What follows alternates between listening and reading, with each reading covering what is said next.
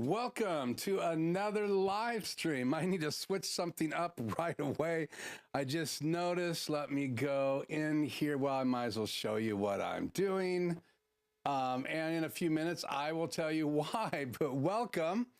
Let's go into some settings here and into multi-view, and let's turn the audio meters on. There we go. Let me know if it sounds good. It seems a little low. And I'll tell you why here in a minute. So let me click done on that. Let me crank this up just a little bit. Let's see, how can we get a little more audio here? Let me go into this real quick and boost this right here. Check, check, check, check, check, check. Okay, well, we're getting close to my normal levels here. Check, check, check, test, check, test. There we go. Well, welcome tonight. Lots to talk about. Let's change glasses. Get out the bat case here. We're going to get out the bat glasses. In case you didn't know this, these are my bat cave glasses right here in the case. And these are my out of the bat cave glasses. So we'll put those right in the bat case and set those aside. Well, welcome tonight. It's live stream. Again, let me know. Yeah, I'll hit record. Thank you for that. That's from Hank. And we'll say hi in the chat just here a minute. Let me tell you just a little bit about what's going on tonight. This is my ATEM Extreme ISO #1. So I had a ATEM Mini Pro, then I upgraded to the ISO, Extreme ISO. So this has been the main deck that I have been using, and last week it started to give me issues while we were live.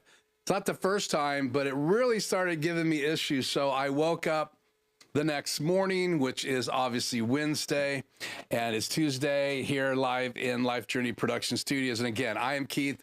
Welcome to Life Journey Production Studios. Sorry for being distracted, but I'm actually using a brand new ATEM Extreme ISO. It's not new, brand new, because I bought it used. We'll talk about that in a few minutes after everybody gets a chance to jump on and I say hi to the chat. But that's where we're going.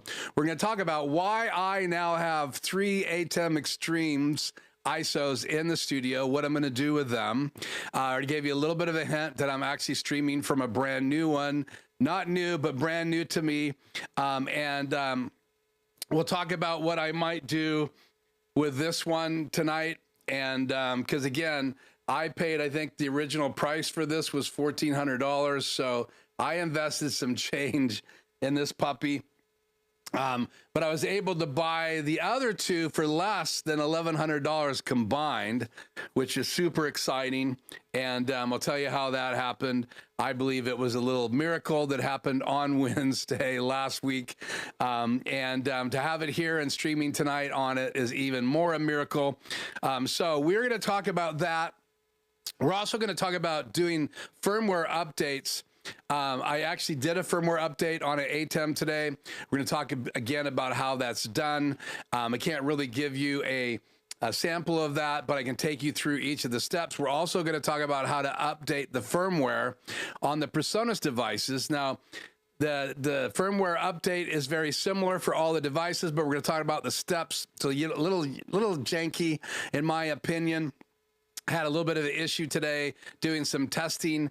But we are going to do a couple firmware updates tonight if we can get those to work live.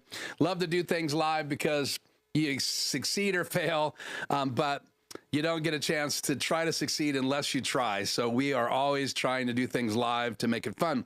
First of all, I want to thank you for joining me live, and we're going to say hi to some folks in the chat here. So let me get chat enabled and turn my cameras off. Let's see. There we go. Get chat back on. here. Double check, make sure it is working.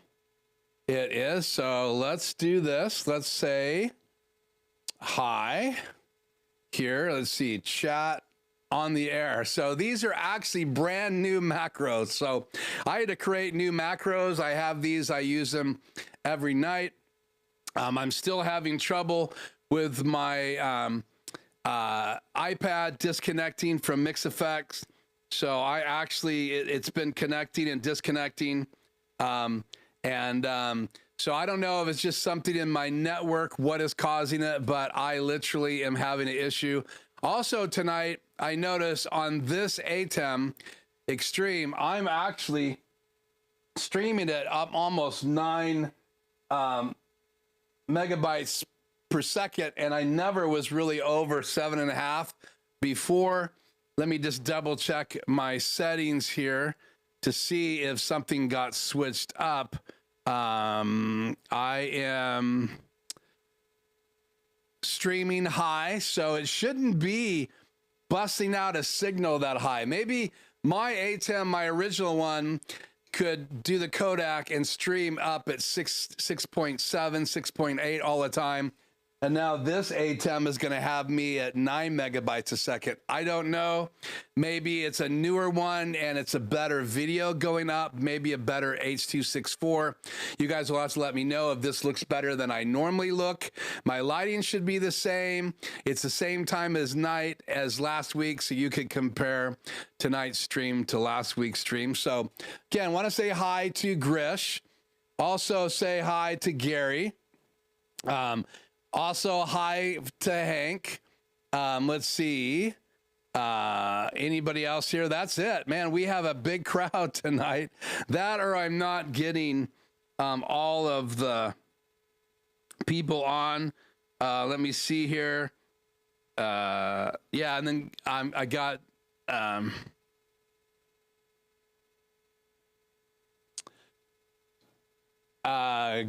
Gary saying ATEM autocorrect in the way. So I'm not sure what that means. ATEM autocorrect in the way. I'm not sure, but maybe give me a little bit more information on that, Gary, tonight. And again, I missed a couple streams a few weeks ago because of things that I was doing. Also because of my ankle break. So I'm sure excited that you guys are live with me tonight. If you're not in the chat, it's because I have, or you can't chat, it's because I have subscriber only chat. So literally after you subscribe, 1 minute later, you can chat with us. I don't get a chance to monitor every second of the chat. So that just protects the conversation so that someone can't just jump on and blast some kind of statement and then jump off again. So if you are wanting to chat with us and talk or ask questions and be a part of the live stream, when we're live on Tuesday nights at 4 o'clock Pacific daylight time, because it is daylight time now here in the Northwest. So spring forward, fall back. So we're ahead of time right now. We'll fall back in the fall. But if you would like to chat with us, ask questions, be a part of this live discussion, and respond and chat with other people, then just hit the subscribe button. And if you don't like the content after tonight, then unsubscribe. That's fine with me, but I'd love to have you be a part of the channel. I am getting ready to do some videos. I've been hinting about it on the Presonus gear. There's a lot of things that I had to learn how to use it, how they integrate. So we're going to do a number of shorts as well as regular videos. So I'll have some shorts that'll be under a minute. I'll also have some 5-minute videos on different things that you really should know if you're going to use those devices together, as well as how to use them individually. So we're going to spend quite a bit of time over the next month or so doing that. Also, couple other new things that I have purchased that I'm going to show off in the studio in the next coming weeks. So we'll talk more about that. But tonight we're going to focus on 2 things. We're going to focus on why I have 3 of these extreme ISOs as well in the studio, and what I'm going to be doing with all 3 of them. And then also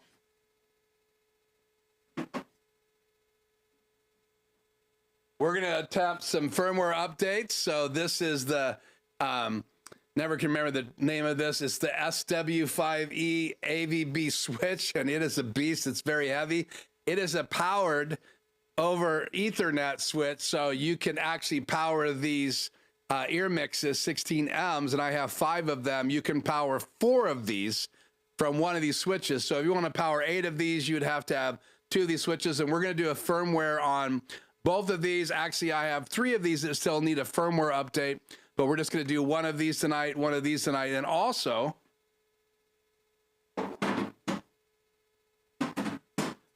I have a 16.8 stage box behind me, and we'll adjust the Skycam so that you guys can see that. And we're going to do a firmware update on that tonight. So we have lots of stuff to do tonight, lots of things to talk about. And I left some of the updating of my new ATEM in the studio for tonight. So I will be walking you through some of the things that I will need to change, and you guys will be able to see some of those screens. So you're going to be a part of getting my studio back completely up and running.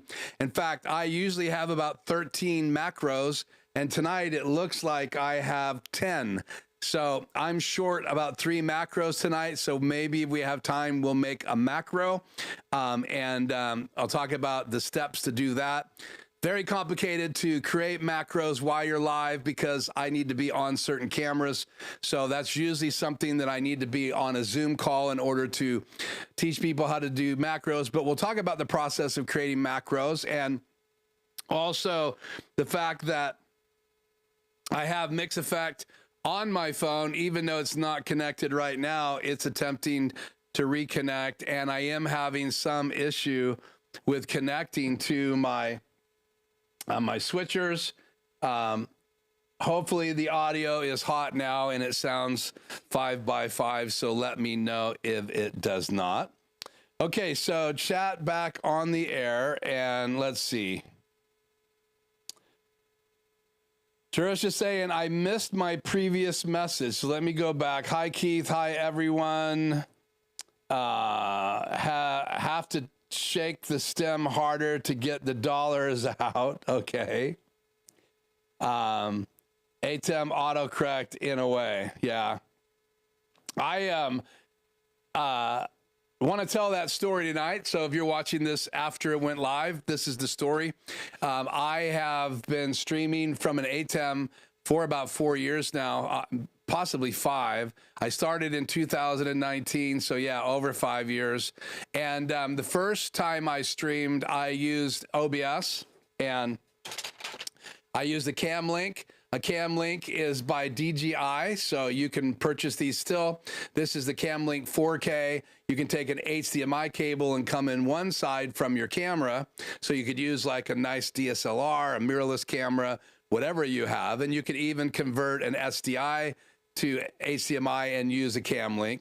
And then it comes out of the cam link and goes into your computer. So it actually has a USB, I think it's a 3.0 jack on this back, on the back side, so that could plug into a laptop or a PC. And then you could use software, not just OBS, but you could use any kind of computer-based software and get a nice quality 4K signal. And the ATEMs that I have in the studio will not stream 4K. So now I could get a Web Presenter 4, a 4K, and use one camera and stream from a web presenter. But I am strictly streaming 1080p right now. But if you wanted to, you could go back to this. So if I just stuck with this all along, I could have one camera and I could be 1080p, I could be 4K, and I could be streaming through OBS. But then I purchased, and let's just switch this real quick, Sky Camera. Let's see. Switch cameras here real quick.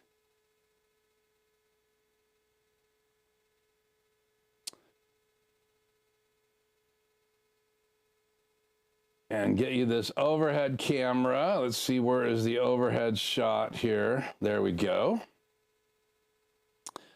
Let's do this a little bit different here. Let's turn chat off the air and Skycam off, and then let's do me and the overhead camera here. There we go.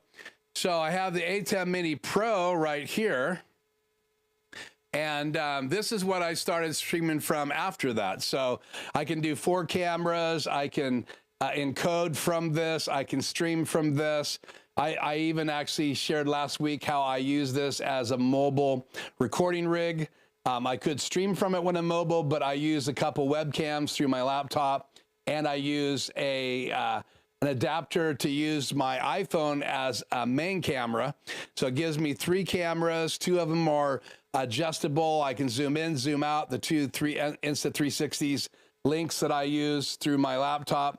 So I love the idea of the ATEM Mini Pro, and I was approached by a company today wanting to collaborate with me. And so we started the conversation, and they make a small switcher like that as well. And I won't mention their name tonight until we actually have decided if we're going to do that or not. But they approached me, and they've even done some really cool things to add features to a small device with 4 inputs as well. And I've been doing some research on that device. I am very curious.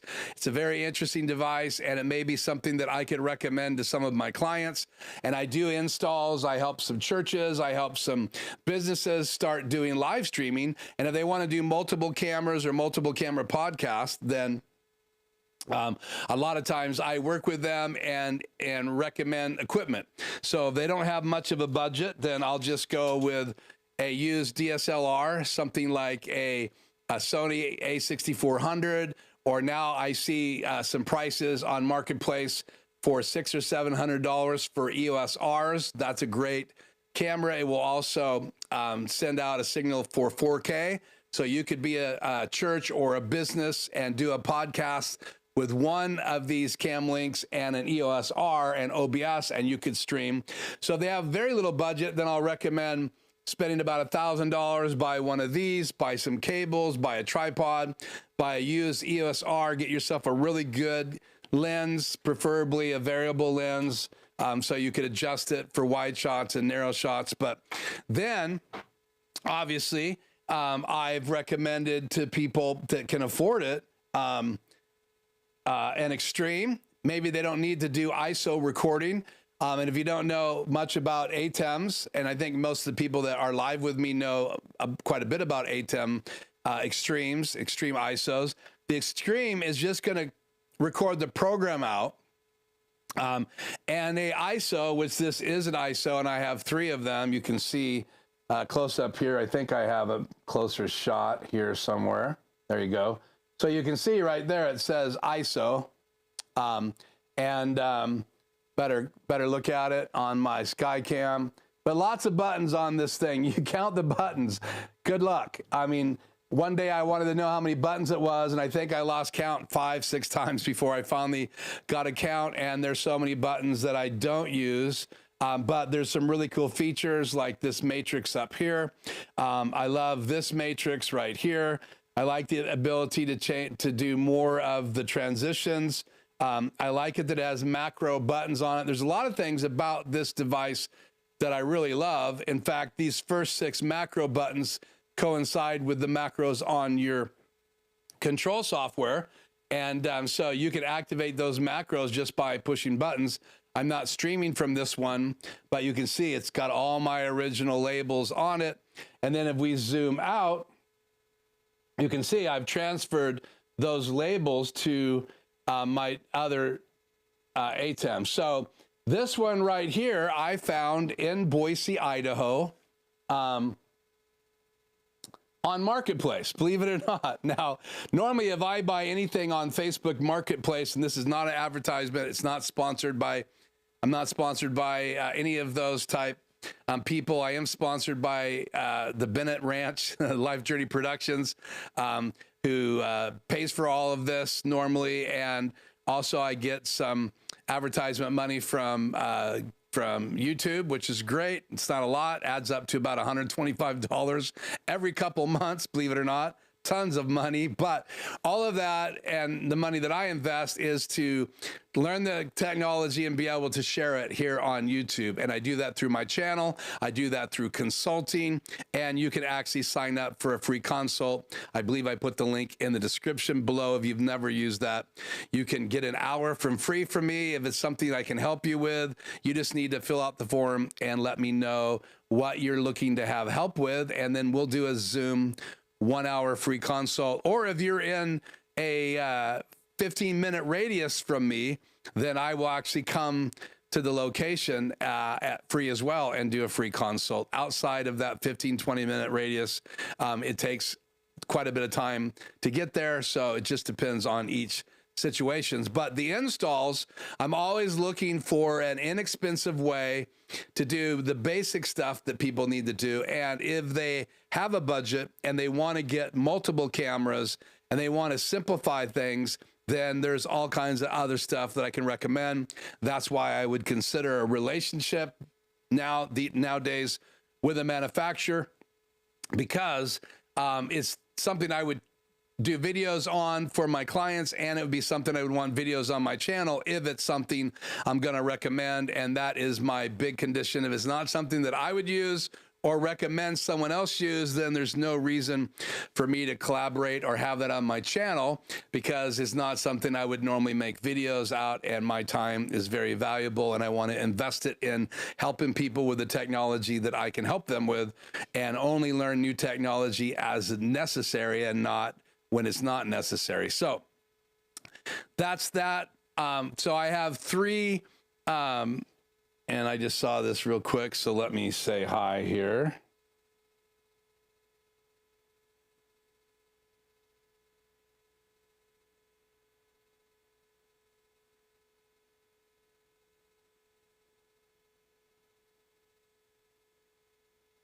It's good to have Doug online tonight. Doug from Force Online. Go check out his channel. Really cool channel.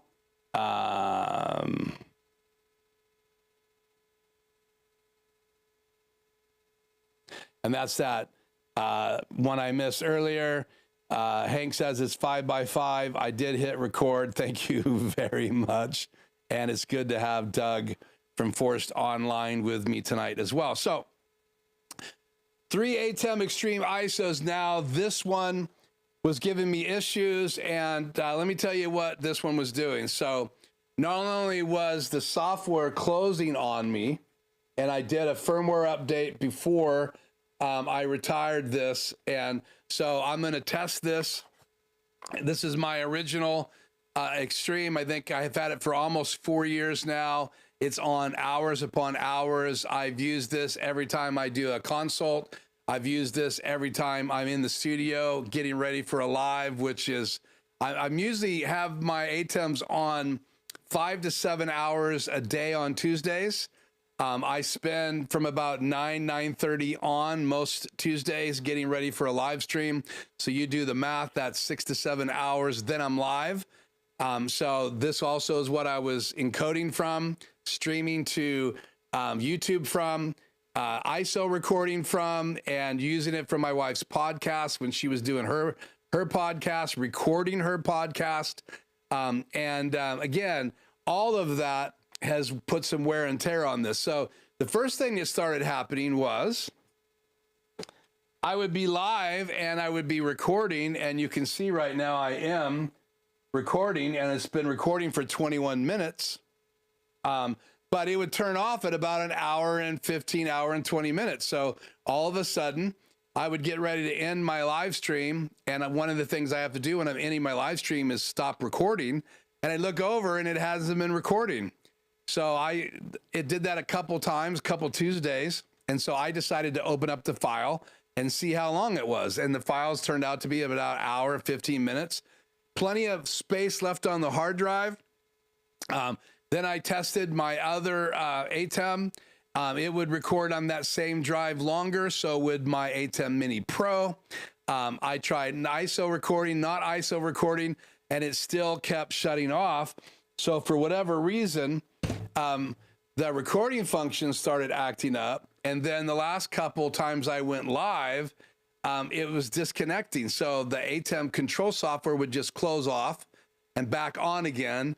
So I changed network cables and all of that stuff, and it still did it. Last week, it did it about 30 times while I was live. I have noticed that Mix Effect is still doing that tonight. It will connect and disconnect, but my control software is staying open. And last week, when I wanted to bring up the control software, like in this view right now, Mix Effects just closed again on me. So let me move my macros over here so I can just run my macros. So let's, oh, it's back on again. So let's do this, me and my laptop. So this software right there would close on me a number of times while I was live. And so when you're doing consulting or you're trying to help someone, that's not going to work. So not only did this have an issue with recording, then the software started closing on me, just general issues that I couldn't deal with. And so I knew that it was time for me to replace this, send it off to get it fixed, or do research to see exactly what's working, what's not working. Is it the heat in my studio?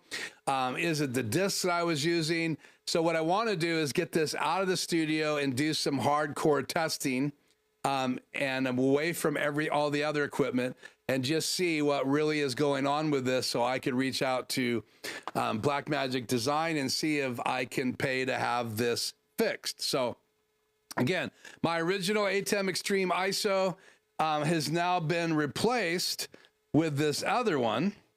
And let me bring that up here real quick.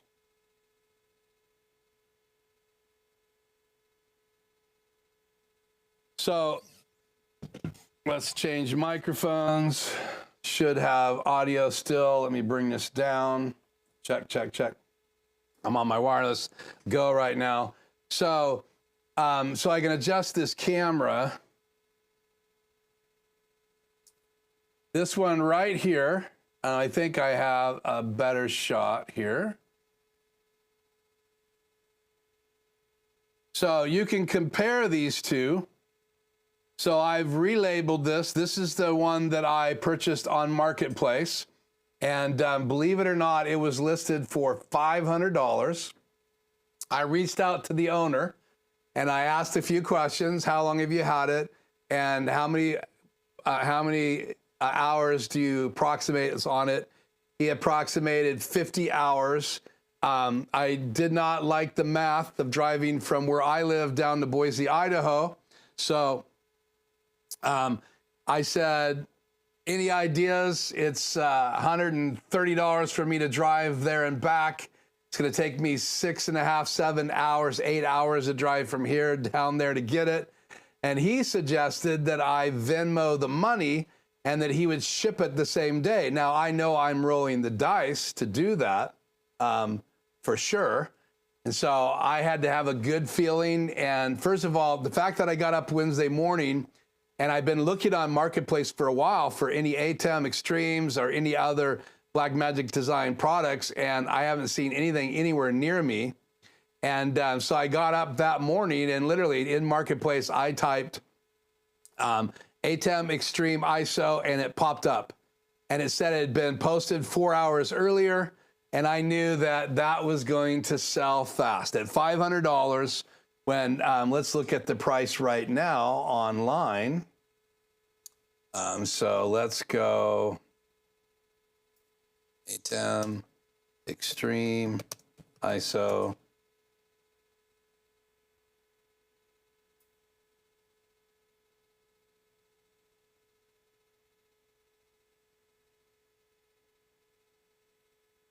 Now to switch this.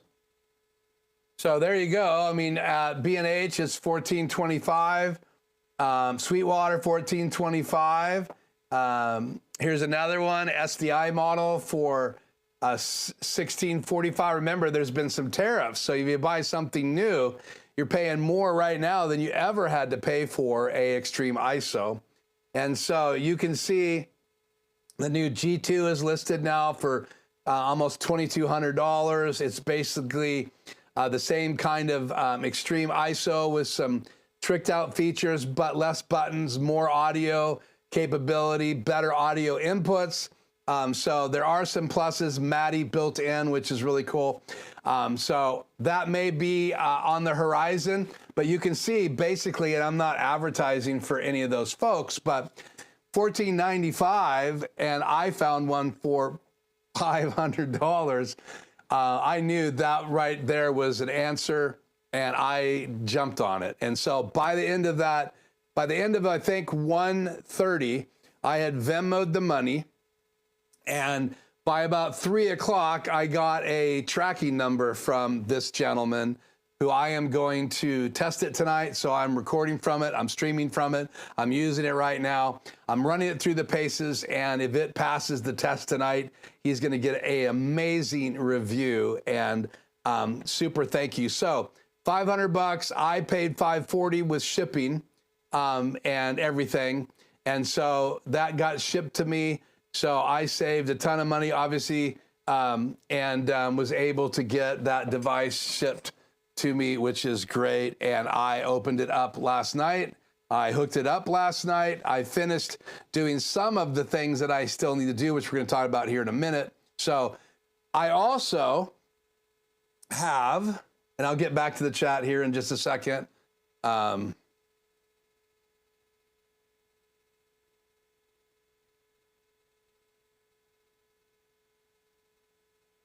And I'll address this. That's a good comment. I'll address that here in a second, Lorenzo. Okay, so what was I going to do here? Me and overhead camera. So this is the new one. And then also, if I go to the other camera angle, this one right here, this is my other extra one. And I use these connected. So I have this extreme. So imagine this is that one. I have this extreme, the two outputs, which you can see here, you have HDMI 1 and 2 out. Those outputs of this one right here come into channel 3 and 4. So I can take all the inputs, including super source from this one, and I could bring two things of the 8 inputs on that one into my live stream through these two inputs. So 3 and 4 are literally coming from that device. In fact, right now, if I switch to input 3, you're going to see that I have a camera that's actually coming through the other ATEM. It's this camera, which is my camera 2. It's coming from the other ATEM into my live stream using that other ATEM. So back to the overhead camera. So this one, if it passed the test, who knows? I may see if I can combine 3. Why not? I haven't seen anybody else do it. I think I'm the only person that are combining 2 extreme ISOs. Remember, I get ISO recording on all the channels. I get program of both of them that I can record. I get a folder for still images. I can have the ISO recordings of 6, well, not 16, but all at the same time, because I am using 2 of my channels from this one right here to bring in the 8 channels from that one, and I can only bring in 2 at a time.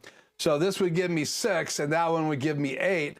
So you can do the math. I can ISO record all of those. So if I wanted to do a training and edit it all later, and I wanted to use all these different cameras, and if I wanted to have all the footage of all the things that are live, including what's on my HyperDeck, I would be able to record all that ISO recording, and you tell me another device that Blackmagic Design has that will do 14 different channels. And then if I added this, and it worked, right, then this would give me, I'd have to take up 2 channels of the number 2, so that would be 12 channels, and then this one would have 8. And so I could ISO record 20 different inputs using 3 ATEM Extreme ISOs, and that's why I have not updated to anything rack mounted where I have to do a bunch of ACI to SDI conversions. I only have to do HDMI to SD or SDI to HDMI on my HyperDeck, which is channels 7 and 8. And then I have a shuttle over here that doesn't have to be converted. And I have another hyperdeck on my other Extreme that gets converted from SDI to HDMI, because the original hyperdecks were only SDI out. And even the newer hyperdecks, if you want to do fill and key, they're SDI out as well. If you only want to do the video footage, you can do that through an HDMI out. So that's a big change. So, okay, so let's go back to me and the logo. Let's catch up on the chat. And in a few minutes here, we are going to shift gears. So let's do chat on. Good to have DJ Ware here tonight. All is the Extreme ISO getting warm or hot to the touch? Yeah, I think this one was, oh, how'd that get on? Sky came on. I think this one was getting a little bit hot to the touch. So I am going to plug it in the dining room tomorrow. I'm gonna hook a couple things up to it. I have an extra laptop. I'm gonna hook that up to it, and we're gonna do some testing on it and see if it's just getting too hot in the studio. Why was this not continuing to record?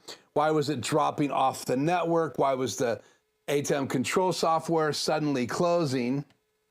All of those things, DJ Ware, are things that I need to answer to find out what I need to have repaired. I pretty well have decided that I am gonna send it off to repair. If it's worth repairing, and I'll leave that up to the guys at Blackmagic Design, and we'll just see what they have to say. So, okay, next chat here.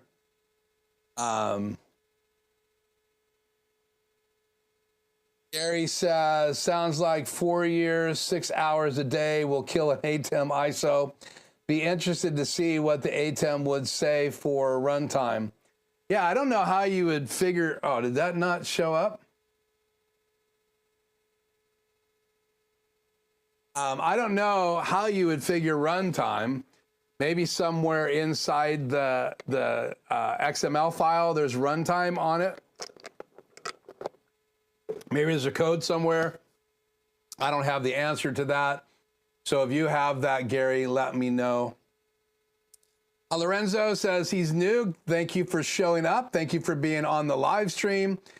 He just appeared on my feed. Can you check if it was updated recently?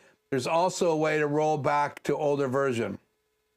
No, it wasn't. Well, I may have had some bugs after it was updated, so I will probably try rolling it back. There was a number of updates, only one firmware. Two firmwares, I think, were available, 9.5, and then they had some bugs, so they went to 9.5.1. That was also where they added the webcam out matrix, that you can choose what you want to go webcam out. You have 3 choices on an ATEM Mini Pro ISO, and you have all of the channel outputs as an option. So now you can say, I want multi-view to go out my USB-C webcam out, or I could have camera 1, camera 2, or whatever. And so it's really cool if you wanted to play a video from a hyperdeck, you could then have it come in through your ATEM, or you could come directly out of a hyperdeck, I believe now, and play into a computer, because it now has a webcam out as well. Just obviously the main out would be the webcam out, but with an ATEM Extreme ISO, you can send all of different outlets out. So I will go back. I did a firmware update today. No, not a firmware. I did a software update today to see if that was going to change the problem of things going on and off, see if mix effects would stop going off and on. And right now, let me grab this before it comes back on the air. It has gone, it's disconnected. So it's attempting to reconnect. There it is, reconnected. So I've not had the problem with mix effects, and that's still happening. I will reach out to Adam. We are friends, Adam Tao, who built and designed mix effects, to see if he knows of any bugs. I don't see Adam in the chat tonight. He will come in when I ask him to, when he's available. And so that said, let's let's go back to my main microphone here, which sounds better usually. I have been adjusting the audio settings. Let's look at that. I do get a little buzz. Let's see, how do I do this? I do get a little buzz, and so being this is a brand new ATEM, I did go in and made some changes here. I have the gate on because I get a little buzz in here, so I'm using the gate to get rid of the buzz. I'm bringing the volume up, makeup gain as well, because the gate affects that. And that's the main channel coming from my Rodecaster Pro 2, so it doesn't matter if I'm using this microphone or if I'm using the wireless Go 2 microphone. That gate's affecting it either way because it's both of these coming through my Rodecaster Pro into mic input number 1. And you can see the audio levels right here for mic input number 1. And so I do have 4 frames of delay. That's usually what I used on my other ATEM. So I did set both mic 1 and mic 2 to frame delay, because if I have an issue with either mic channel, I can switch. So I have a matrix that I can go from my Rodecaster Pro to mic 1 input or mic 2 input right here on my desk. Again, that's a HOSA switch. It's a model number SLW, S as in Sam, L as in lady, W as in wow, -333. And that lets me have 3 inputs and 1 output. I've had that switch since my recording studio because I could then try different speakers and listen to the music that I had mixed or mastered on different speakers in my studio. So I could have 3 different reference speakers in my studio to listen to what things would sound on. My flat studio speakers, which I have in my studio right now, or my Wharfdale speakers that I had, and then I had a cheap set of speakers that I could also listen to. So what was that album gonna sound like if it was just like a $100 speaker? So that was a real good chance. And they were colored too. They had some EQ to them. So normal EQs, a boost in the mid, sometimes a drop in the 100K area or less to 2K. And so I could listen to what the album would sound like on those speakers as well. And that's why I have that HOSA switch. And it is just a great tool. So making these adjustments, and then you just go up here and hit save. And you can also now hit save startup state, which saves it in the memory of the ATEM Extreme ISO. So if you are going to be remote, you wouldn't lose all your settings when you didn't have a laptop with you. So when you have a laptop, it loads the settings from the file on your laptop, but you can also save the startup settings, which means that they're actually being saved on board of the ATEM itself. There must be some memory in there. So again, this puppy is not going away. It is number 3. I need to check it out, see what's wrong with it. And this might be retired. I may try to hook 3 up together for the fun of it once I get this working. Technically, I could probably use it right now as the first in the chain, because the first ATEM Extreme ISO in the chain typically is only a switcher. So I'm using the 8 inputs and I'm using the 2 outputs, and the matrix buttons I can use as well. So I may try it in a couple weeks and see. I don't know what else I would add as channels. So I'm running out of inputs. So I guess I could add another laptop and then add a couple more webcams to the laptop. I could maybe move my HybridX shuttle over to the first ATEM and leave my HybridX Mini in the second ATEM. I have my HybridX HD Plus in my main Extreme that I'm using tonight. And again, that's the one that I was able to buy on Marketplace last week, and it arrived Monday night, and I got it all hooked up, and I'm streaming from it right now. And you can see it's still recording and it's still streaming, but it is streaming at a higher rate. And I've had clients who have bought recent ATEMs, so it can't be that old. And I have the serial number, I have the box here. So It did come in the original box. I have my other ATEM power supply, the one that I used for all this time. So I do have the box that it came in.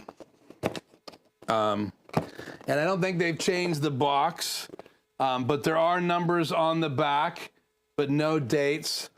And so I'm curious to see if maybe this is a newer one and it actually has a little different design for how many megabytes a second it uploads at. Because normally when I was streaming high, it was 6 to 7 megabytes a second. Tonight I'm averaging around 9.2 as I've been looking at this occasionally to see what it's averaging. So high 8s to low 9s, and that's a big change. So hopefully the picture quality is a bit better. And I did hear they did some tweaking of the USB-C out. Usually was over contrasty, and maybe they actually adjusted the main codec to make it a little crisper, a little better quality video. So you can change the quality of your video by streaming low, medium, or high, or you could actually even try to stream at HyperDeck low, medium, or high, and just be aware that if you do HyperDeck low, medium, or high, you really are going to have super fast internet. I think HyperDeck low is like 30 megabytes a second, and that's the same as if you're streaming 4K from OBS. So it's a pretty quality 1080p signal, and it'll go all the way up to HyperDeck high, which is what you can record at. So if you're in your studio and you're not streaming live and you just want to have a really, really good quality 1080p recording, you can go in and set the recording to HyperDeck high. Let me show you this. I'll change ATEMs here real quick. Connect to my number 2. And go like this. Go into outputs. So right here you have streaming low, streaming medium, streaming high, then you have HyperDeck low, medium, and high. So if you set it to HyperDeck high, and then you go down here and turn ISO recordings on, and I have ISO recording off, put a SD drive in, which I don't have one connected to this, this extreme ISO, but if I did, then this would be lit up, and hit record, and then you're gonna have the highest quality 1080p recording that you could possibly get. It's still H.264. It's not a H.265 file, but that is available in some of the newer devices by Blackmagic Design.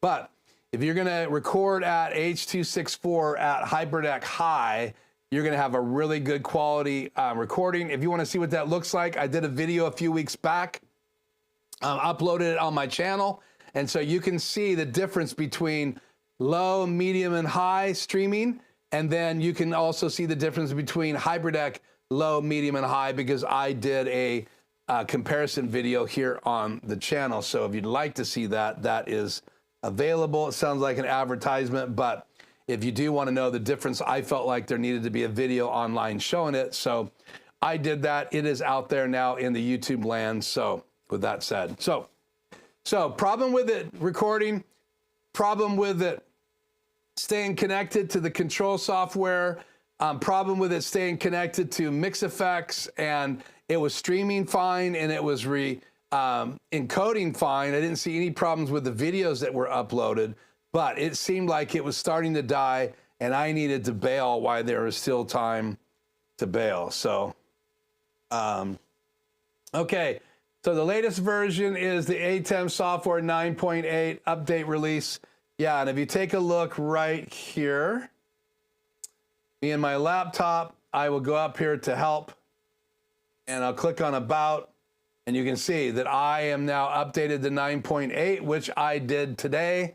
And I also had to do a firmware update on the new used ATEM Extreme ISO that I got in the mail yesterday because it was not up to date in the firmware. So it's the first time that baby's been able to fly like they can fly now. They have some really cool new features that came available with update 9.5, which also had a firmware.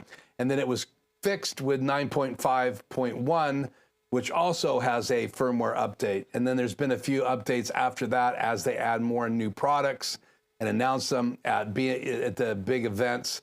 Then they do updates once those things are released to the public. They need to be able to be controlled by the control software, so they do update that all the time. But thank you for that, Lorenzo. But I did update to 9.8 today, so we are good to go. Let's see. Released on June 19th, 2025.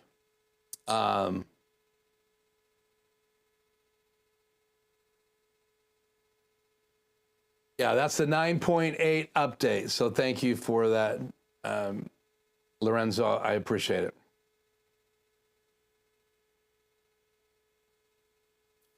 Clogged fan. DJ Ware says maybe not working anymore. I don't know. I do need to plug it in and blow out. I mean, I do clean them out periodically and blow them out with cans of spray air. And they are side by side, so I'm trying to keep a gap between them now of about that much. So they are blowing hot air into each other, so that may be hurting them. I thought about stacking them above each other in my studio, but I only have about 6 inches below my big 32-inch monitor. But there is room to get about 4 inches in between them, and I'm not sure that's going to help them because the bottom one, the heat's going to rise. And that means the top one will be cooking all the time. So I know they supposedly designed them to leave them on all the time. I shut them off. They do not run constantly, which helps keep the fans from getting burnt up. But that is a good input there from DJ Ware. And if you guys haven't checked out DJ Ware's channel, I would highly recommend you do that because he's got some really cool stuff over on his channel. He knows quite a bit about transferring files and different operating systems and many things that are talked about on that channel that are quite a bit over my head. But check it out and give him some likes and some subscribes over there on his channel. Well, I am missing a few guys tonight. I don't see Joe. I don't see TVJ. I do not see Tony, my good friend, but that's okay. It's good to have all of you guys on the live stream tonight. So laugh out loud, oops, I keep mine all 24/7 running that way for 4 years, no problem so far. I know, famous last words. Yeah, so I don't know if you need to cross your toes, your legs, your fingers, but let's just say a little hopeful blessing on DJ Ware's 24/7 days a week devices. So yeah, I've heard that booting a computer up and unbooting it, booting it up, unbooting it affects the old spinning hard drives, and I'm sure that's true because they're like starting a car, going up to speed, and then slowing it down. So now with all the solid state drives, I don't have any spinning drives in my PC or my laptop. And so I don't know if there's if it's better to leave them on or turn them off. I don't know. So, okay. So I've covered the issues with the ATEM. I've covered that I've combined 2 ATEMs, extremes, and why I've done that. I am looking at the G2, doing research. I asked Aaron Parecki and John Barker when they were live together. I asked them the question, were they going to purchase a G2, which is the new Blackmagic design device. Let's bring that up so that we're talking intelligently about it. ATEM.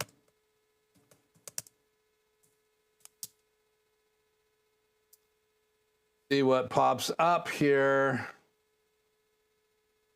We'll go ahead and use B&H's photo. Again, this is not sponsored by them, but you can see the cost.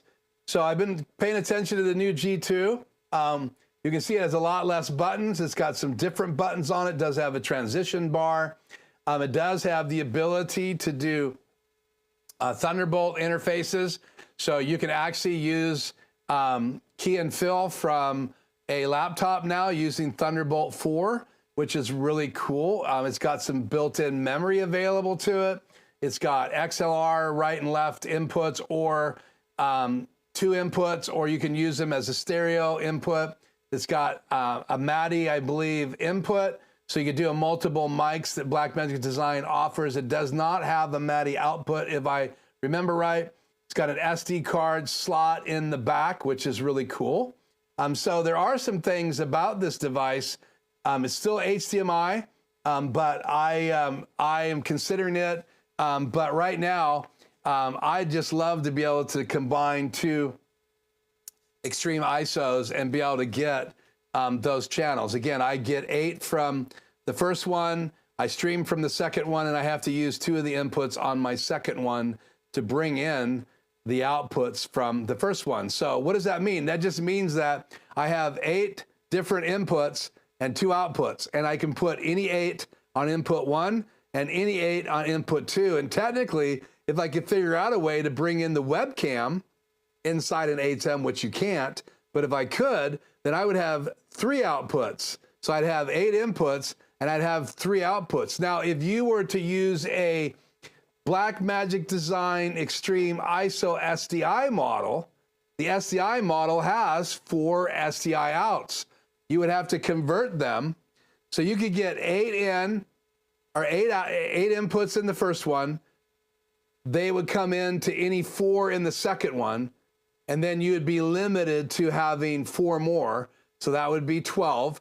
So you'd have 12 inputs, but you would be able to bring any 4 of the 8 inputs from ISO version 1 SDI out to ISO number 2 HDMI in. Or you could just go 2 SDI models. And again, I'm not going to do that. I'm not going to attempt that. But I have told some of my clients that you could get an SDI model and have basically a lot more inputs, which is really good. The extra inputs are really good for multiple HybridX. So like when I'm teaching people how to use the shuttle, how to use the older HybridX Mini, which has fill and key, or the new HybridX HD Plus, I want to have them all hooked up all the time. So the biggest reason I went to an extra ATEM, I used to use my Mini Pro, but I wanted more inputs. So that's why I have my older HybridX and my shuttle all plugged in to Extreme ISO number 1, because they take up 3 of those inputs. And if I just want to bring in the HybridX Mini with fill and key, I assign the fill to input 2 and the key to input 3 in my, or 4 in my ATEM, and then I could actually display fill and key in my ATEM I'm live in. And then the shuttle only has HDMI out, so I only need 1 input for that in the original ISO number 1. And then, I have some routing pictures here. You can look on the channel. I have a video where I talked about how they're all hooked up. So you can go check that out on my channel. Okay, well, before we run out of time, then I do want to do these firmware updates. So let's do this. Let's go to Presonus' site.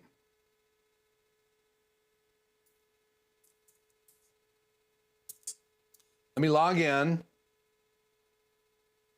And if you do have Presonus software or Presonus hardware, you're going to see a page like this that you log in, and then you can go to Presonus.com, you can log out, or you can go to mypresonus.com.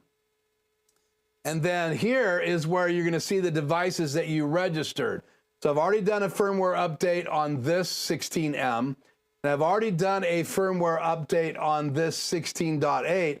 In fact, if I click on this EarMix 16M, I have 2 of them registered right here.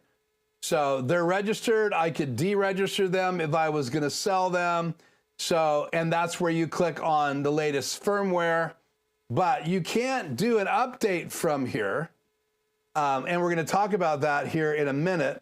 And I have to register the 2 devices that we're going to update tonight. And if we have time, we'll do the 3rd device, which is my other 16.8 stage box.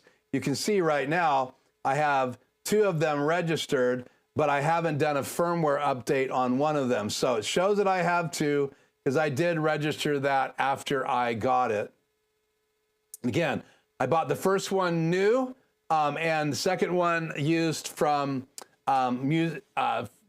Musician's Friend, I think. No, Guitar Center.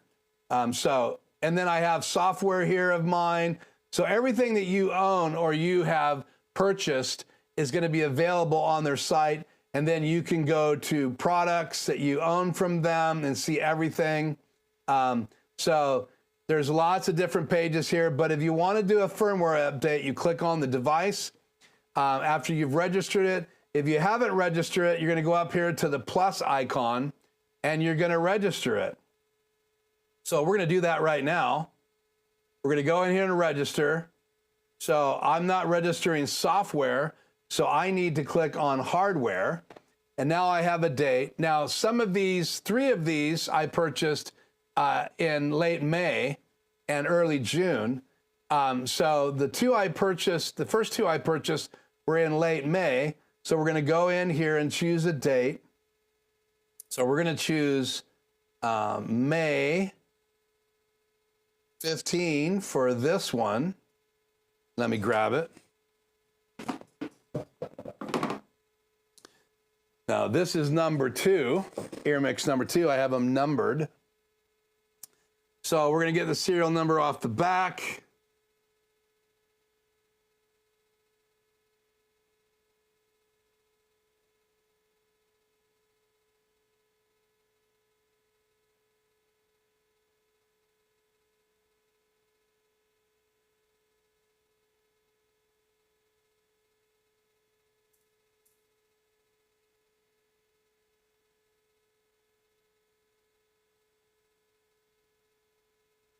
Okay, so it is now registered. So now what we need to do is follow the steps. So what you normally do is now you're going to go to here and click on latest firmware.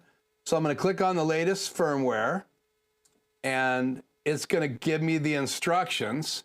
So let's walk through these instructions real quick so we're all on the same page. You're going to log into your Presonus account. You're going to click on My Products to show your registered products, and if it's not registered, you need to register it. Click on the hardware to display every hardware product that you have registered, and so that's the hardware section, so it'll show you all the different products you have registered. And then when you click on the particular device, then it's going to give you a list of the ones that you've registered, like all your 16Ms, if you have a bunch of these, or more than one 16.8 stage box. Now, if you have an 8.8 or a 32.16 stage box, they'll be listed separately. But if you have multiple of any one device, then they will be all combined with just a list of the dates you purchased them and the serial numbers. Okay, so from the instructions pop-up window, click Download EarMix Firmware, which we just did. Once the firmware file has been downloaded to your computer, open the zip file. Now this is where I had issues. Every time I click on a zip file from my PC, it won't unzip, but I've still been able to get it to do 3 firmware updates. And so we're going to try that tonight here in a minute. So once the firmware is, click on it, step 8, connect an Ethernet cable. Now, you only want one device hooked up at a time. So you do not want to have a 16.8 stage box, another EarMix. You want to have one device hooked up, and I just so happen to have a power cord right here. And so what I'm going to do is I am going to plug it in. So now it has power. I can power it on. Power it on. And then I have a network cable here. And this is what I normally have hooked up to my ATEM Mini Pro, but I just unhooked it, so it's plugged into my network. So then I plug that in. Let's just zoom in here real quick. I plug that into the AVB in, because you can go in and then back out again if you want to daisy chain these. So you could go to the first one with a cat cable and then go out to it, in to in, out of that one to out, into the other one in. if you're not using a switch by Presonus where you can actually power them over Ethernet. So I have to use the power supply tonight. And so I'm going to plug it in the AVB in. And then we'll go back to this, me and my laptop. So it says then connect the Ethernet cable to your EarMix 16M. No other Presonus AV devices should be connected to your EarMix during the firmware update. Open universal control. So now you're supposed to go in here and open up universal control, and that works off an iPad, works off a laptop. And then it's going to see two of them, even though I only have one connected. And there it shows you it's connected, and it says update the firmware. So what it's going to ask me is for the firmware location. That's why you download it first. And this hasn't worked every time. It usually works the first time, but occasionally I've been having issues. And I think it's updating the firmware. It's just not letting it update that it did update the firmware. So that's what I discovered. So we're going to go ahead and click on the bottom right. Now we only have one connected. It's the 16M that I haven't updated yet. So we're going to hit update firmware. Now it's going to ask me where the file is. And I know I just downloaded it. So there it is. I'm going to click open and let's see if it works. There it is. It's updating the firmware. And then this should turn off and back on again in my hand. It says the firmware update has not been successful. Please reselect the device and try again. Now I'm pretty sure that it's fine. So what we're going to do is I'm going to reboot it myself. Off.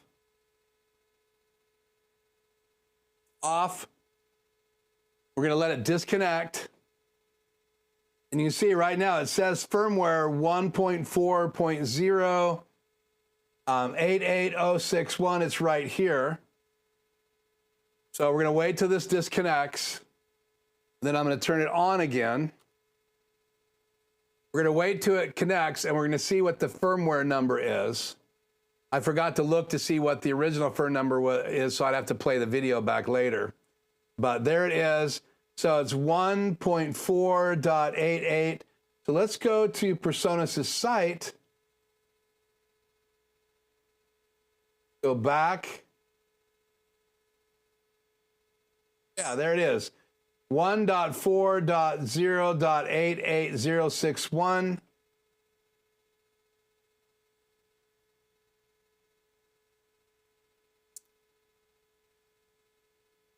Let's compare that. Yeah, so it did update the firmware. So this one, even though it didn't say it was updated, I'm going to power it off. This has the newest firmware now, and I have used these at a live event, and they worked fine. But now I want to update everything firmware-wise. So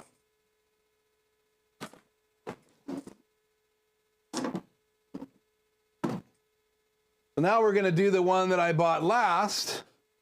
I'm going to plug it in. I'm going to register it real quick.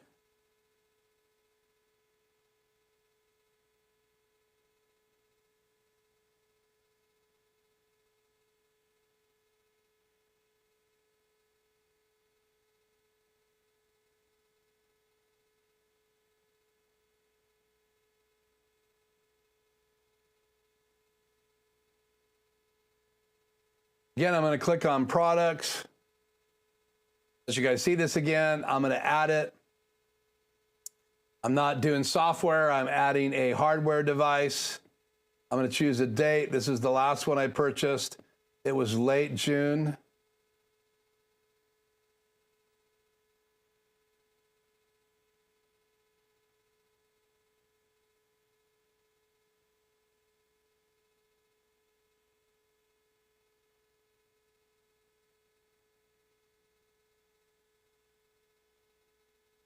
And we're going to select that date.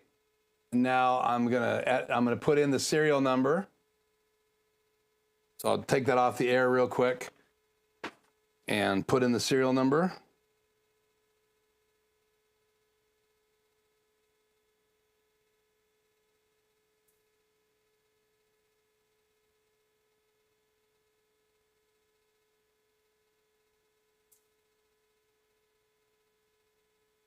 All of these were purchased used, so hopefully they were all unregistered. And that one was unregistered, so we are gonna now plug in the cat cable. Sorry guys, but I'm gonna do one more of these live and then we'll go on to the switch. Plug that in. I'm going to go ahead and click on latest firmware again. I'm gonna click on download it, so there's always a fresh copy at the very top that hasn't been touched. Okay, now I'm gonna go to universal control and give it a second to detect the one that I'm updating right now. I've got universal control open. And this is the trouble I had earlier. So you can see there is no deal on the bottom say update firmware, but it tells me that the firmware is 1.3.0.1797. So we definitely know the firmware needs to be updated. So then I go up to these 3 lines here. This is why I wanted to do a second one tonight. And then I go to check for updates, and it says an error has occurred. So I'm going to check for update right here, and it gave me no updates available.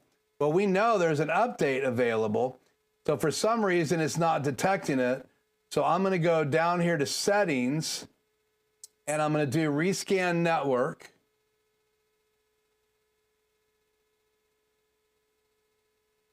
And I'm going to go back up here again to the bars. Check in settings, and I still do not have an option to update the firmware. So we're going to try this again, and I will disconnect it. And this is what I was having trouble with earlier. If Presonus drivers are not good for Blackmagic hardware, there may be a bug or an issue or vice versa.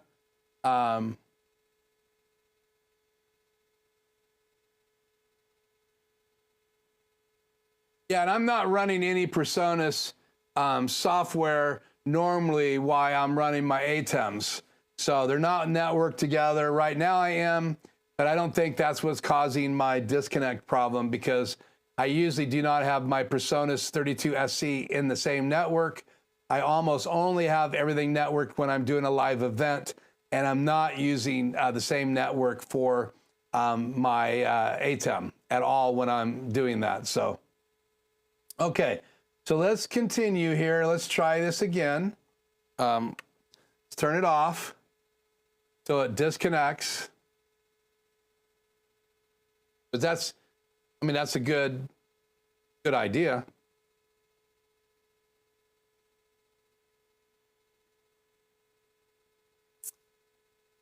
Okay, let's turn it back on. It disconnected. And I don't understand why this is happening. You saw the first one was perfectly fine. I was able to update the firmware, click on the firmware, and in 5 minutes, I'm completely done. But this one is becoming a battle. So here it is again. There's the unit. There's the firmware that's out of date. So we are going to go up here and check for updates. This time, let's go to settings. And there's an update firmware button right here, but it's not on. So let's try this again. Let's try check for updates. An error occurred on the server, which makes no sense to me. We'll try settings one more time. Rescan network.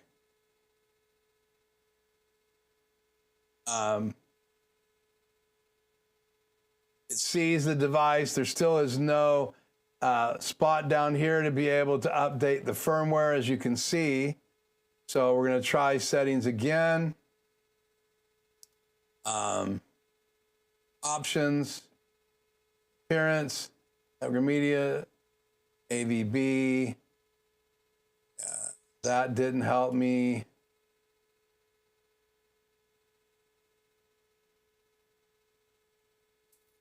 Okay, we're going to power it down completely and power it back up again. We're going to try one more time, and then we're moving on.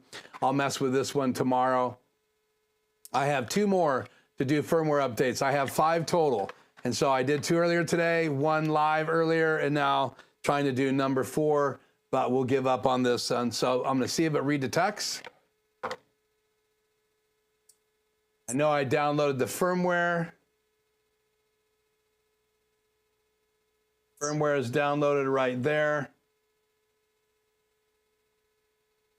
Get back into universal control. It sees it. We're going to go up here and look for settings. Rescan the network. Rescan the network. Go back to settings.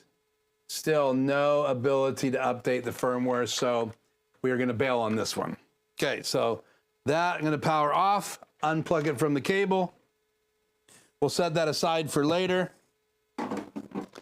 Now we're going to see if we can update the SW5E Switch. Bring that in here, and we're going to go back to register it.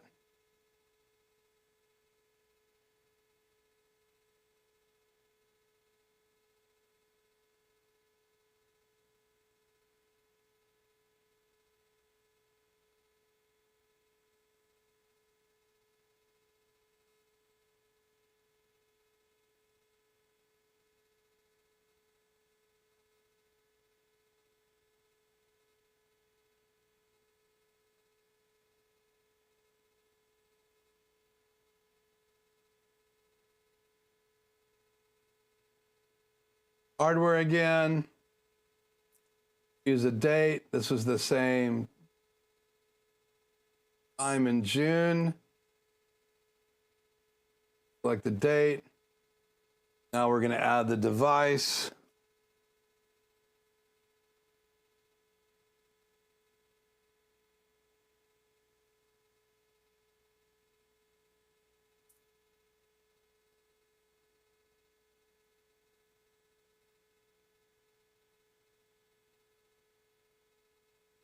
Register.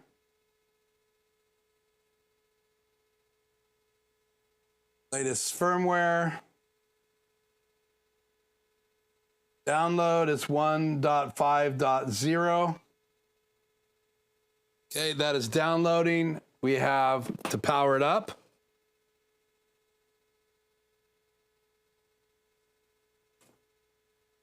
So I have the regular power cord.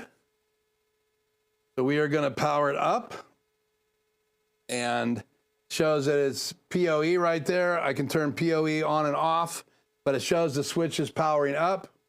Now we're going to hook up the network cable to it. And this goes in input 1. Now we'll see if it connects through universal software. There it is. And it connects, shows 2 of them. I do not know why. So we'll wait until those finish connecting it. There we go.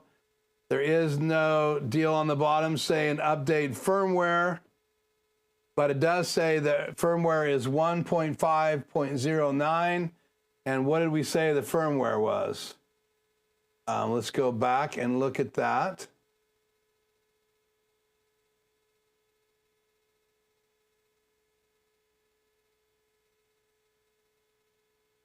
Let's see, 1.5.0.92382. 9. So the firmware of this is already up to date. Now I didn't update this. You saw I just registered it. So we don't need to update this.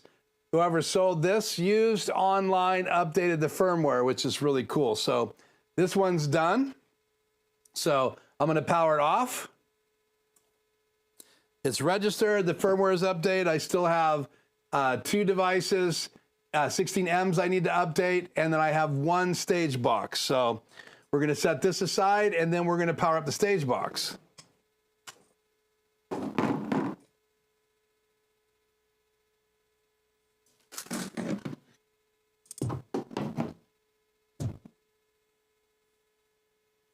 A little heavy to put on camera, but I wanted you guys to see it. It is powered on. I'm going to plug this into slot A right there.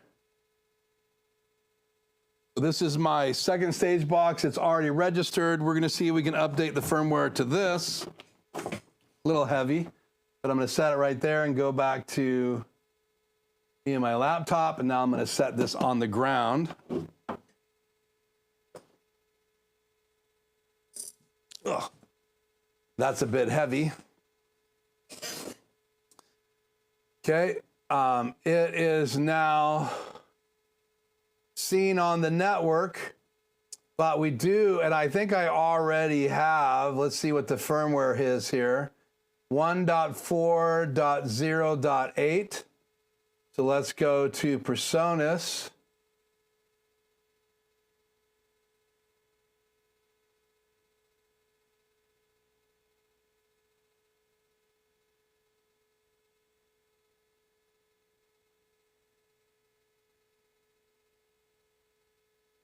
And it is 1.4, and if we look at Presonus' site,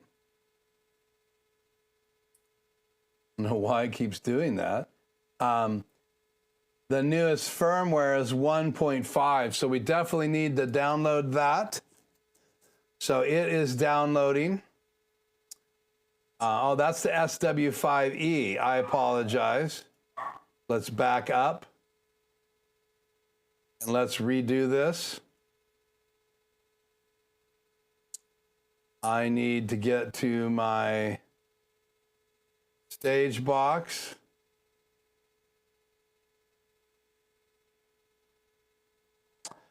Latest firmware is 1.4.0877732. 1.4, yeah, so it is already firmware updated. And I didn't update this one either. So everything's updated except for my two in-ear mixes. We were able to get one of those to update firmware. We have updated firmware in the SW5 Switch, and we have updated firmware in both of my 16.8 stage boxes, because I already updated my first one months and months ago. I've had it for about 1.5 years, 2 years. And then the new ones that I bought were my 5 16Ms, and then a stage box 16.8 used. All 5 of the in-ear mixes are used, and then the SW5E Switch is also used. And so everything but those 2 in-ears are updated.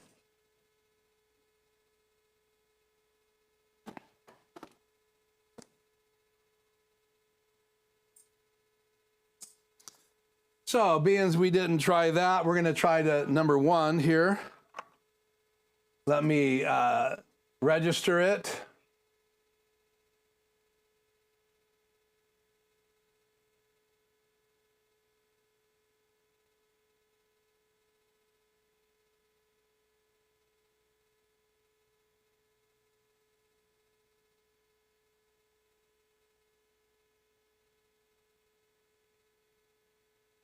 Choose the date.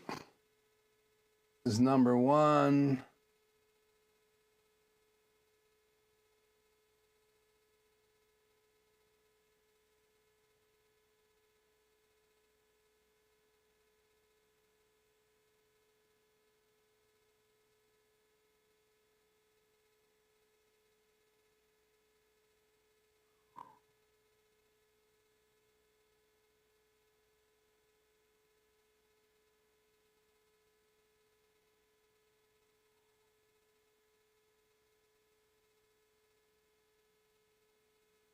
Okay, all 5 are registered. Let's try to plug it in.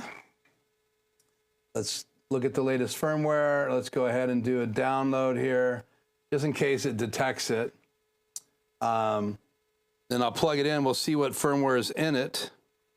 We know we need firmware 1.4.0.88061. So fire up your memories. Let me power it up. It is powering up. The light's going to go green. It's connected. We're going to go into universal control till it sees it. There it is.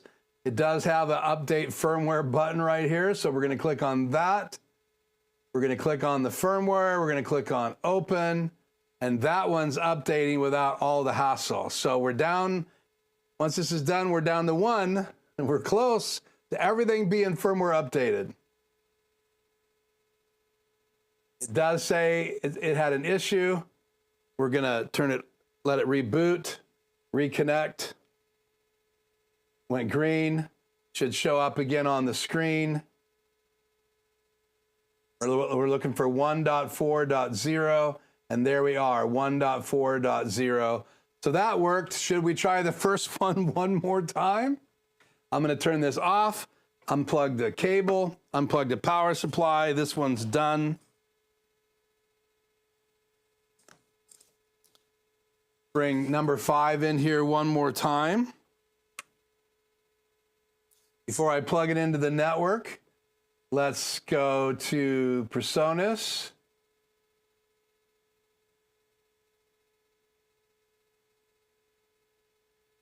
Download the software real quick.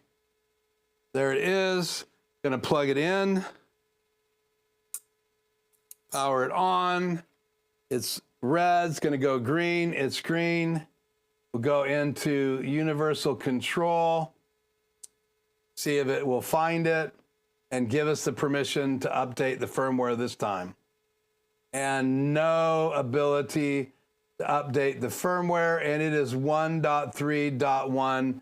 So we know this is an issue, so I'm gonna have to try to figure out what is going on with this device and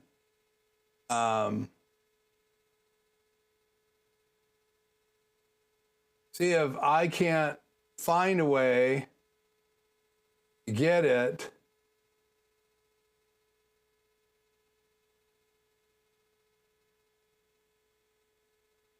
to update. I've been able to play with these settings once and got it to work. Rescan network. But yeah, still no way to update it. Let me go back up here. Settings. Still can't do firmware. Check for updates. An error occurred. Try this one more time. Settings. Yeah. So this one is just not participating. Don't know what the problem is, but I will have to figure it out. So not bad. We got everything updated. My 32SC console's been updated. I now have everything updated except for this one EarMix, and I'll have to find out what it is. I may have to get some technical support. Who knows? But we'll leave this off and plugged in here. But that's tonight's live stream. If you guys enjoyed that, we will get on the chat here and see what people are saying. DJ Ware, yeah, 4K in an extreme ISO format might be a little too much to heat up and handle. Yeah, and I can't really do 4K in those devices. So now that you're using so much audio, do you use the same computer for Blackmagic and Presonus software? I addressed that. No, I'm not using the same laptop at the same time. But again, I think the laptop would be able to handle, because really all you're doing is your control software is communicating with your ATEM. Now I'm communicating with a number of devices, and that could be an issue why MixFX is timing out, but we'll see. ACMI includes sound where SDI should only be video and require an external sound card. Yeah, I haven't ever owned an SDI model, so I don't know the answer to that. If Presonus drivers are not good for Blackmagic hardware, there may be a bug or issue or vice versa. Yeah, and that would be the audio issue if the Presonus drivers are not compatible with Blackmagic design audio device. So Tony popped in. It's good to have you, Tony. I was looking for you earlier. Did you load PC Studio Pro 7 with the cool third-party plugins? Presonus Studio Pro 7.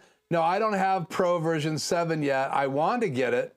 It is a subscription or a one-time purchase.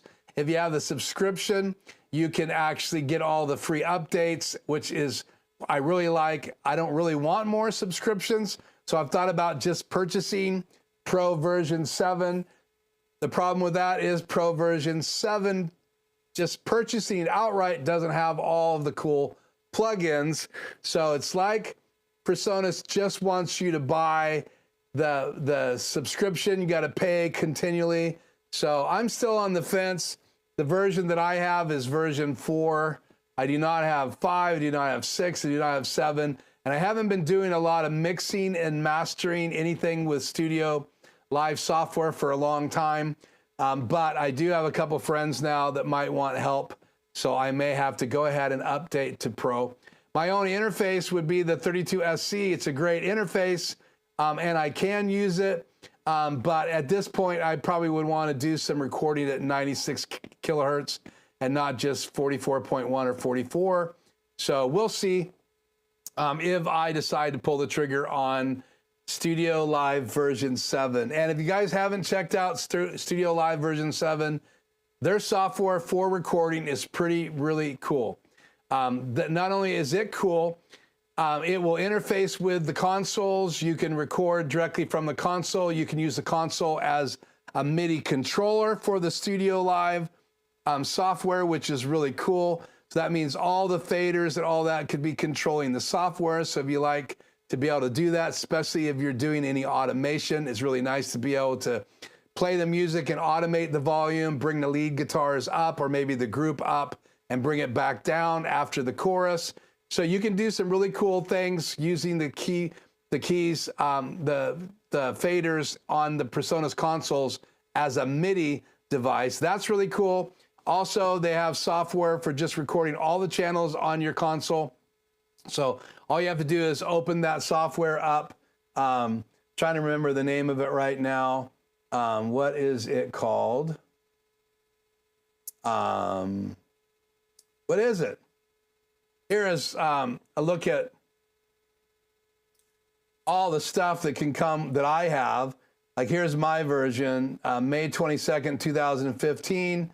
I purchased Studio One in October 2011. February 6, 2011, I purchased Pro. And then the latest version is Studio Live 3. And then I bought 4 in June 13, 2019. And so I have all of these plugins. I have all of these effects available. Some of these I can use with my, if I have my laptop plugged in through USB cable, I can then use some of these compressors and EQs with my Studio Live 32SC console. That's really cool, but I do not have version 7, and it is really cool software, so that's really cool. Drivers sometimes are auto-locked to main program, true. I thought the software is being packaged with your new Presonus gear. You may be entitled from your purchase. Yeah, there is a packaged version, but not free. So I bought my 32SC a couple years ago, so I haven't purchased any of my other Studio Live gear new. So I might be able to get it if I bought a new 32SC console. And we are considering getting one for the tent project that I'm a part of. I try to keep that gear updated and be gear that I already know. So rather than having to take my 32SC to all of the events that are affiliated with this ministry called Mandate 28 that owns the tent, they could have their own Studio Live console. And then when I go to help train people, the console already be there. I don't have to take mine. I don't want to learn a new console, so I'm trying to guide them towards a Presonus 32SC or the nicer Presonus 32 channel board. I just like the portability of the board that I have but it does have less faders. So keep that in mind if you're dealing with auxiliaries. You have to bank over to control your effects, your groups. It does not have mute groups. So there are nicer consoles. I'll bring one up here real quick while we're here.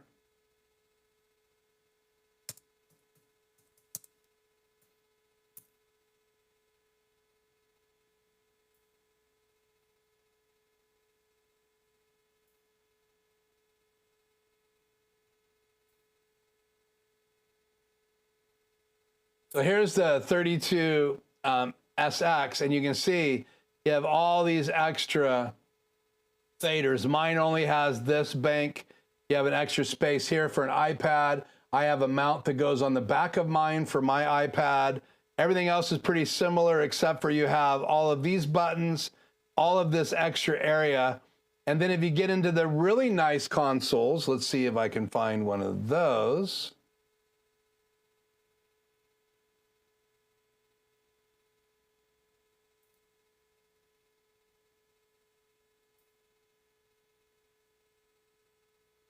Big advantage of this nicer console is the scribble strips up here tell you what you're using it for when you use it as a MIDI device. So when you switch over to MIDI mode and you want to use it as an interface to control your Studio Live software, then you can actually see what it's controlling at the top. On my board, there are no scribble strips up here, so you just have to memorize what each of these fat channel dials do for you when you're in MIDI. So some of the things on the board change what it controls when you go from using it as a Studio Live console to using it as a MIDI interface. So keep that in mind. There's some great videos out on YouTube about using a 32SC or the other consoles as a MIDI controller. And again, some of the big advantage is when you're using all the fat channel knobs, you can see what they're controlling, because everything pretty well changes except for the gain control when you switch over to MIDI mode on the Presonus 32 SC console. Okay, but I think I caught up. I had a poll up tonight. The poll is, do you own any Presonus equipment or gear? And I have 11 votes. 27% of you say you do have Presonus gear. I apologize to the other 73% of you. Hopefully you enjoyed my conversation about my 3 extreme ISOs, why I have 3 now, because that's earlier in the video. You can go back and watch that. But I did want to cover how you can update the Studio Live gear, and because it was kind of complicated in my opinion. Most firmware updates now are pretty easy. You may have to download a file. A lot of the firmware software updates are just click on a firmware update and it does everything for you. Studio Live is still a little bit archaic, but again, their devices do not have USB-C ports. They only have Ethernet ports, and that is why they have the process that they have. They use universal control software to detect the device and then be able to upload the file through a Ethernet port, where an ATEM has a USB-C port. So you can update the firmware, and I was going to talk to you guys about that, so let's do it right now. When you want to update your firmware for a ATEM, you download the new software. So you would go to Blackmagic Design. Let's just do it here real quick. You would go to the support section. Usually it opens up to products, and here's all the products, everything they're promoting right now. And I really do want to get my hands on this new HyperDeck 4K Pro. I think it's really cool. And now you have their new DeckLink cards. Looks like a graphics card. But if you go to support, it opens up the support page, and then whatever software you want to download, you got to pick a category. And they'll change down here. Trust me, right now it's the Blackmagic Cloud Store. But if I click on ATEM production switchers, watch this box change. So now it is ATEM switcher software 9.8. And as far as I know, the last firmware update is all the way back to, I believe, 9.5.1, and there was a 9.5 right here that had a firmware update, but then they had to do a quick patch. So you want to be at least on 9.5.1 because that will give you a most recent firmware update. Not all the time when they release new software does it have a firmware update. So how do you know? You download the software, you uninstall your old software, you reboot your computer, you install the new software, you reboot your computer, and then go into this page, and under File, click on Connections, and under Connections, choose which device. You can see I only have 2 plugged in right now, but if I was to power up this ATEM right here, I would have 3, or if I was just to plug in, let's do it right now. Let's plug in my ATEM Mini Pro, because it's already powered up. I stole the cable out of it tonight. You're gonna see it pop up here. So there's my ATEM Mini Pro. So if my ATEM Mini Pro had an update, I would click on it and then click on ATEM Setup right here. ATEM Setup. And if it has a firmware update, when I click on the device right here, so I have 3 devices, so you scroll left and right. Here's the newest ATEM. I did a firmware update on it earlier today. So if I click on it right now, and I wouldn't want to do a firmware while I'm live, so I'm not going to click on this, but trust me, it has the most recent firmware. But we will click on the ISO. I'm using it as well, but that camera is not live, so I'm going to click on this, and it's connecting to it, and it would give me a firmware update alert. Now, there's 2 ways to update it now. You can go down here and enable, once you plug a USB cable into it and an Ethernet port, you can enable update via USB-C and Ethernet. Now, it's grayed out when you don't have a USB-C cable plugged in, but it's not grayed out when you do have a USB-C cable plugged in. And I can't demo this right now, but trust me, if you plug a USB-C cable in and a Ethernet cable, then this is going to light up, and then you can select it. And then you can do your updates through USB-C or through Ethernet. So I'm going to cancel that. Then I'm going to go to my ATEM Mini Pro, click on the same button right here. And it doesn't need a firmware update either. And you have the same option down here to upload it via USB-C or Ethernet. Now, I don't keep USB-C cables plugged in. I keep SD cards normally plugged in so I can record to them. So you would unplug the SD card and you would plug in a USB-C cable into your computer, and then that will open up and you can select that. You would click Save, and if I needed a firmware update, that's where it would be. Again, open this up. Let's close this again. Go up to File, click Connections. Doesn't matter which ATEM you pick, just click ATEM Setup. It opens up this window, and then each one of them that's detected. Now, today's update updates the streaming bridge, and I have not updated my streaming bridge. We'll save that for next week. But if I plug a USB-C cable into my streaming bridge, it will pop up here. I do not have it plugged into the Ethernet port. I do not have a USB cable plugged into it, but it would populate up here.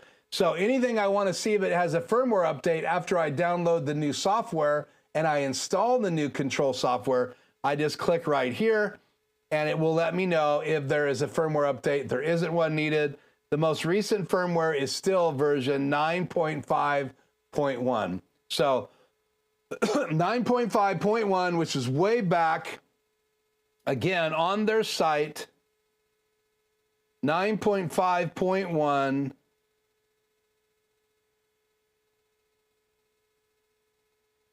was back on June 25th, not that long ago, for 9.5.1.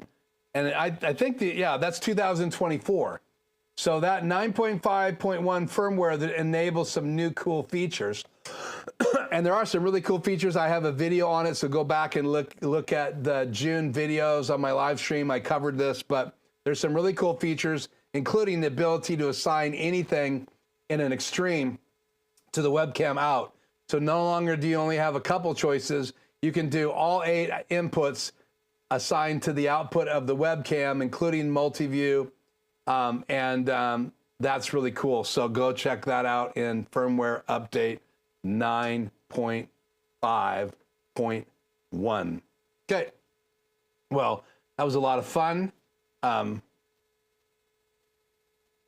Let's get the better microphone on here and let's say goodnight. Thank you guys so much for joining me. I don't see any more chat. Let me know before I go if we did. We've been on for almost 2 hours now, so we are going to wrap it up and say goodnight. So next week, we're going to bust out the streaming bridge. I have an interesting thing I want to try with it. So we're going to do a firmware update. Then we're going to send a signal to it from one of my ATEMs that's on my desk. Then we're going to use it inside my ATEM Mini Pro, and then we're going to go live from my ATEM Mini Pro on Facebook, I think. So we'll see. I've been wanting to try this for a while, so go live from my main ATEM and go live on YouTube, send a signal to my other Extreme, go live from it to my ATEM Mini Pro streaming bridge. My streaming bridge will then be plugged into my ATEM Mini Pro with our main program, what you guys are seeing right now. So everything I would change in here would also go to Extreme number 2, and it would go to my streaming bridge, which would then be inputted into my ATEM Mini Pro, and then my ATEM Mini Pro will go to Facebook. So you'll be able to go over to my Facebook page and see me live after we start it up. I'm not going to stay live on my Facebook, but I want to demo how I can go from one Extreme ISO that's streaming live, use the program out, going to another Extreme ISO, connect it to the streaming bridge, even in another room in my house, which I think I would like to try.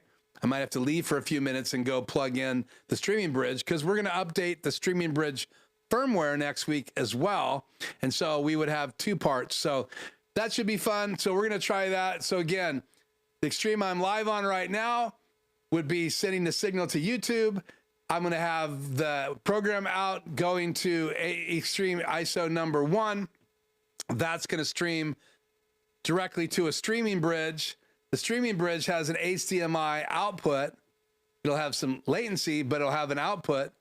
That output's going to go into my ATEM Mini Pro, which is here on my desk, which I'm not using tonight. And that is going to stream to Facebook, and we're going to record what I'm streaming to Facebook as well. So that should be a lot of fun. That the plan is next week. So thank you so much, guys, for joining me live. I hope you enjoyed tonight's live stream. If you did, please hit the like button. Please subscribe. Be aware I do have Super Chat enabled, so if you ever want to support the channel, you can do that through Super Chats. I'd love to answer that particular question. You can even ask off-topic questions with your Super Chats, and I appreciate that as well. I do not have any groups on my channel, so unless you watch the videos or you use Super Chats, those are the only ways that you can support my channel at this time. Next week, I'm also going to see if I have any responses from this switcher manufacturer. I'd never heard about this switcher before until I received an email. That's on me, not on them, but they are interested in a collaboration. So after I do some research and see exactly what kind of collaborating they want to do, that may be a device that I get in the studio. That will be the first time that I've done a manufacturer collaboration. I have done a couple videos with Adam Tao from Mix Effect, because I love the app. So he's been on my channel. There's videos on his channel with me on it. There's a video with Tony and I with Adam Tao on Adam Tao's channel, on my channel, and Tony's channel. Then there's also a couple times that Adam Tao was in my chat over the last 2 or 3 years. But if you haven't used Mix Effect yet, please check out Adam Tao's Mix Effect app that gives you total wireless control of your ATEM. As long as it stays connected, I can run my videos from here. So I'm going to say goodnight. I'm going to push the outro video, and we're going to be out for the night. I'll see you guys again next week. Again, Thank you. I am Keith. This is Live Journey Production Studios, and we're going to push a macro button through Mix Effects to say goodnight.